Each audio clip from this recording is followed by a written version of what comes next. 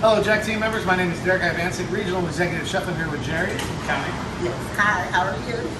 And so we're here to celebrate National Cholesterol Month with some more healthy recipes for you that hopefully you can take home and do with your family and have a healthier, better lifestyle.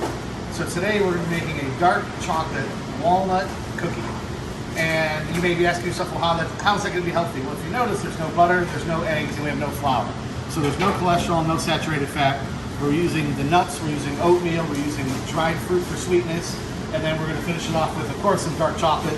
But again, it's a little bit more of a dark, bitter chocolate. It will not eat overly sweet, but it will have some sweetness and chocolate notes. So, you ready to go? Yes, I am. Okay. We're going to start by adding our oatmeal into our food processor. Now you can use rolled oats. We just happen to have steel cut. We're going to add that in and let that run to start to break down the yolks.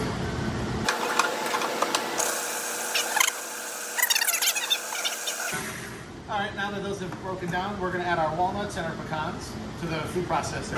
So these recipes come from this book. It's the What to Eat When Cookbook, which is co-authored by Chef Jim Perko from the Cleveland Clinic.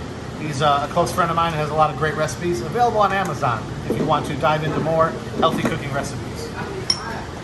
So we're going to add the nuts and then process that down.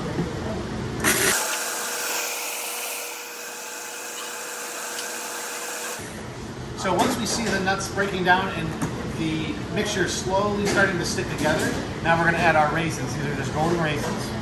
And we're going to add those in. And again, we're going to whip them up in the food processor until they start to break down and get sticky. They'll start to form a little bit of like a dough, a cookie dough. So we're starting to get closer here. Next step is cinnamon, salt, and baking soda. And we're just going to mix that. The mixture is still a little bit dry, so we want to add this now so it can fully incorporate and we don't have clumps of salt or cinnamon through the dough. And salt in cookies actually helps to enhance the flavor a little bit. Just let that mix just a few seconds to kind of incorporate it. Okay, that's good. And then our last three ingredients before we get to the chocolate, we've got water, vanilla, and this is called Raisin Reduction. All it is golden raisins cooked down with water and then pureed into a little mash. And it's a great way to add sweetness and fiber without adding sugar.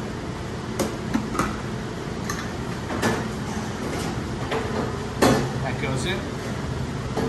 Now this is going to mix and make a sticky dough, and then we're going to mix in our chocolate by hand. So you can see it's a real sticky mixture from the raisins and all the nuts being ground up together in the oatmeal. We have some dark chocolate. So now we're just incorporating the chocolate chips. And then we're going to scoop them out into about tablespoon-sized balls, and then they get baked at a 350-degree oven for about 12 to 14 minutes, and that's it, and it'll be done. So these are going to make a nice, chewy, soft cookie that has a little bit of sweetness and then that nice dark chocolate flavor. Since these don't have butter, they're not going to spread like a normal cookie. So these are going to be more like a chewy little, like a little fudge drop than a regular cookie. So we're just going to scoop these off, bake them in the oven, and then you'll get to see what they look like when they're all done.